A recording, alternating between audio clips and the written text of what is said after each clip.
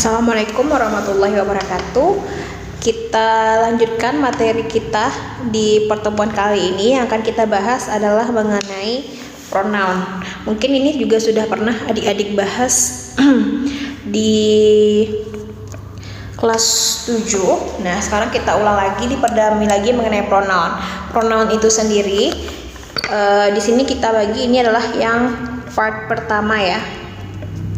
Ini adalah yang pertama. Nah, pronoun itu artinya adalah kata ganti. Jadi dia yang akan menggantikan nanti subjek-subjek tertentu. Makanya di sini ada subjektif, objektif, and possessive adjective. Oke? Nah, kita lanjut.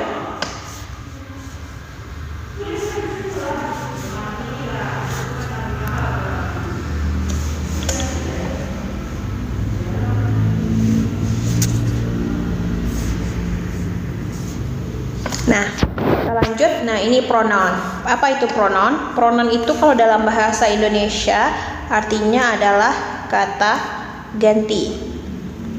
Nah, kalau dalam bahasa Inggris, a word that substitute a noun or a noun phrase such as I, you, me, her, dan them.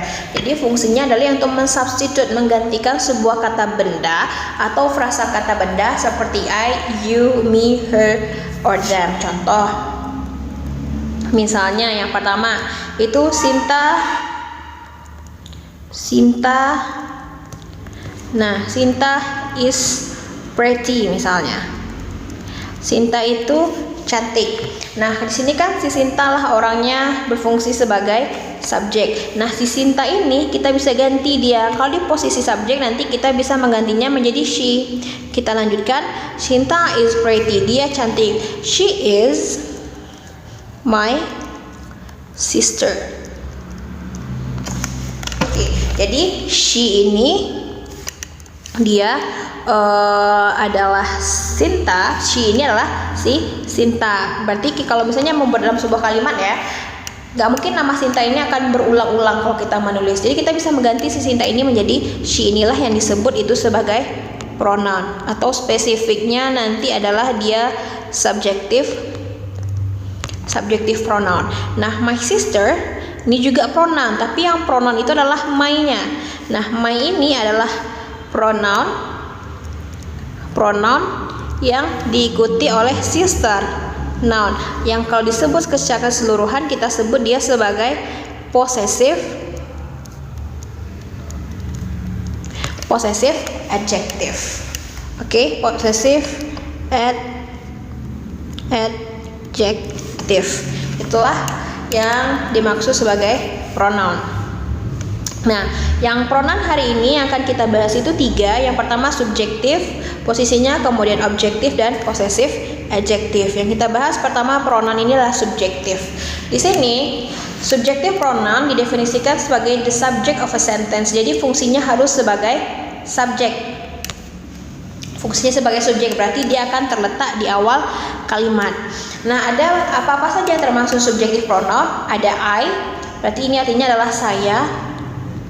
Kemudian you, artinya adalah kamu. Kemudian he, dia laki-laki. She, berarti dia perempuan. It itu adalah untuk benda. They itu adalah untuk mereka. We adalah untuk kami atau kita. You di sini ada 2 kan? Yang satu kalau singular bermakna tunggal adalah kamu, sedangkan plural dia ada maknanya adalah kalian.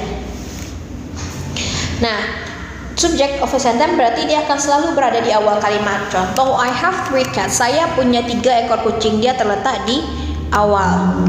She wears a blue skirt. Dia memakai rok berwarna biru. She, dia selalu terletak di awal kalimat. You look so handsome. Kamu terlihat begitu tampan. You selalu terletak di awal kalimat karena mereka semuanya adalah subjek atau pelaku dalam sebuah kalimat, atau biasanya disingkat sebagai S polanya. Jadi yang namanya subjektif pronoun itu adalah dia berfungsi sebagai subjek di dalam kata ganti yang berfungsi sebagai subjek di dalam sebuah kalimat. Nah, kemudian ada objective pronoun. Berarti objective pronoun ini dia the object of a sentence. Dia berfungsi sebagai objek dalam sebuah kalimat. Nah, lihat dalam tabel. Di sini ada tabel.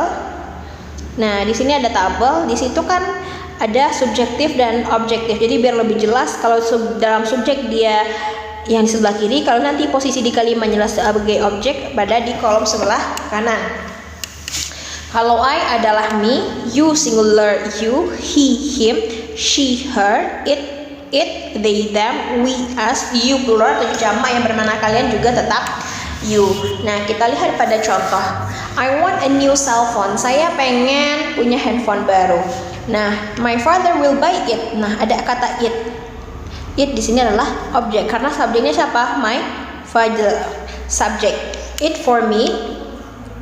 Next, with fungsi X di sini adalah sebagai objek. Begitu juga dengan fungsi si me juga berfungsi sebagai objek yang mengartikan saya. Jadi kalau mau bilang saya dalam struktur kalimat, kalau dia sudah berada di bagian objek, bukan kita menggunakan I, bukan my father will buy I, tetapi my father will buy me, atau my father will buy it for me, atau my father will buy it for her kalau dia perempuan.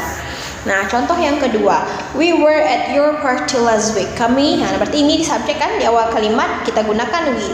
Kami di pesta kamu last week, minggu lalu. Did you notice us? Apakah kamu menotis, melihat atau memperhatikan kita? Fungsi us di sini adalah sebagai objek karena subjeknya adalah si you, sedangkan notice adalah kata kerja karena dia kalimat tanya, makanya dia menggunakan yang namanya kata kita sebut sebagai kata bantu. Nah, itu dia. Contoh ketiga dari objektif pronoun lainnya adalah Maria knows Hana. Si Maria tahu si Hana. She di sini ada subjek. She di sini berarti ini subjek. Dia kemudian ada introduces me berarti me di sini fungsinya adalah objek yang berarti saya. Berarti she introduced me. She ini siapa? Berarti si Hana. Maria memperkenalkan saya dengan si Hana in conference. Jadi itulah fungsi objek. Jadi mau menggantikan nama orang dengan posisi objek, kita menggunakan objektif pronoun. Oke, dari ini semuanya harus adik-adik hafal. Kemudian bagian yang ketiga adalah possessive adjective. Nah, possessive adjective itu apa? Word that indicate possession. Ini intinya indicate possession. Jadi dia mengindikasikan sebuah kepemilikan. Possessive adjective are used with noun where the noun is modified to show a possession. Jadi possessive adjective ini are used digunakan dengan kata benda where the noun is modified to show a possession, di mana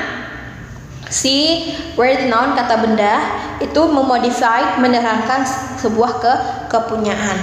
Nah, lihat di dalam tabel ada subjective pronoun dan possessive adjective. Jadi kalau untuk subjek I kita gunakan dia my.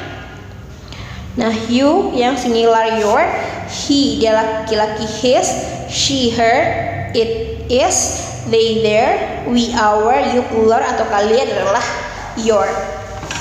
Nah, ingat, possessive adjective ini tidak selalu dia sebagai subjek, tetapi dia juga bisa sebagai objek. Bisa adik-adik lihat di bagian contoh. Her books are on the shelf. Ini her books ini kan indicates possession. Indicate possession, menyatakan kepunyaan. Tapi kalau kita pilih dia dari pola kalimat, her books ini adalah berupa subjek. Are adalah to be, sedangkan on the shelf itu adalah adverb of place, tempat tanda apa yang disebut sebagai keterangan waktu. Her books are on the shelf. Her books indicates possession, tapi kalau dari pola kalimat dia disebut sebagai subjek. Nah, contoh, did mother find my shoes? Apakah ibu menemukan sepatuku? Nah, my shoes ini kan juga sama. My shoes ini juga adalah menyatakan possession, kepemilikan, cuman dia bukan subjek dalam kalimat. Nah, di sini dia ini subjek, ini predikat, berarti ini adalah objek. Berarti walaupun dia terletak di objek, karena dia menunjukkan kepemilikan, bukan my shoes, tapi kita gunakan my shoes. Kalau menemukan find me, menemukan saya, baru kita menggunakan me. Kalau menemukan sebuah kepemilikan, kita menggunakan possessive adjective, kemudian kata benda. Kemudian yang ketiga adalah Mrs. Barker wants to see your homework. Nah, Mrs. Barker di sini kan subjek nih. Wants adalah kata benda, wants to see berarti kata kerja. Your homework itu adalah objek, meskipun your di sini indicate possession. Possession yang mana? Possession homework, pemilik dari si pekerjaan rumah tersebut. Nah, itulah yang kita bahas. Jadi gini, possessive adjective itu dia akan selalu kata kerja dengan dia akan selalu si possessive adjective dengan kata benda. Contohnya, my pencil. Ini menunjukkan possessive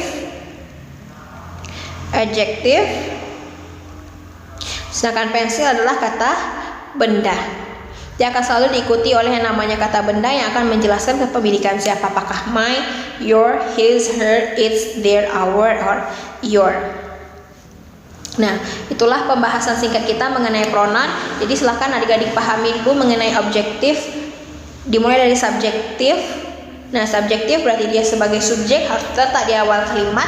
Kemudian yang objektif pronoun, dia berposisi sebagai objek dalam sebuah kalimat. Jadi kalau untuk membilang saya itu di sebuah kalimat, kalau posisinya sudah sebagai objek, bukan I lagi, tapi kita menggunakan me. Begitu juga seterusnya seperti they, them, mereka gitu. Nah, dan terakhir itu adalah possessive adjective. Kalau untuk menerangkannya berarti akan selalu diikuti oleh possessive adjective itu sendiri dan kata benda. Nanti secara struktur atau pola kalimat dia bisa berupa subjek atau berupa objek seperti yang sudah dijelaskan di contoh. Oke, segitu pembahasan kita mengenai pronoun. Assalamualaikum warahmatullahi wabarakatuh.